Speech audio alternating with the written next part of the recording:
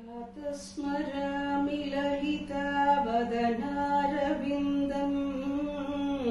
बिम्बादरं मृदुलमौक्तिकशोभिनासम् आकर्णदीर्घनयनं मणिकुण्डलाख्यं मन्दस्मितं मृगमतो ज्वलपालदेशम् प्रातर्भजामि ललिता भुजकल्पवल्लीं रत्नाङ्गुलीयलसदङ्गुली पल्लवाख्यां माणिक्यहेमवलयाङ्गत शोभमानां पुण्ड्रेक्षु शाबकुसुमेषु सृणि ददानां प्रातर्नमामि ललिता चरणारविन्दम् भक्तेष्टदाननिरतं भवसिन्धुपोतं पद्मासनादिसुरनायक पूजनीयं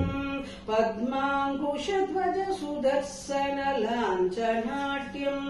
प्रातस्तुवे परशिवां ललितां भवानीं त्रय्यन्तवेद्य विभवा करुणानवद्यां विश्वस्य सृष्टिविलयस्थिति हेतुभूतां विश्वेश्वरीं निगमवान् मनसातिदूरां प्रातर्वदामि ललिते तव पुण्यनाम कामेश्वरीति कमलेति महेश्वरीति श्रीसाम्भवीति जगदां जननी परेति वाग्देवदेति वचसा त्रिपुरेश्वरीति यः श्लोकपञ्चकमिदं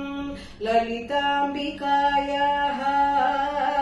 सौभाग्यदं सुललितं पठति प्रभाते तस्मै ददाति ललिता झटिति प्रसन्ना विद्यां श्रियं विपुलसौख्यम् अनन्दकी।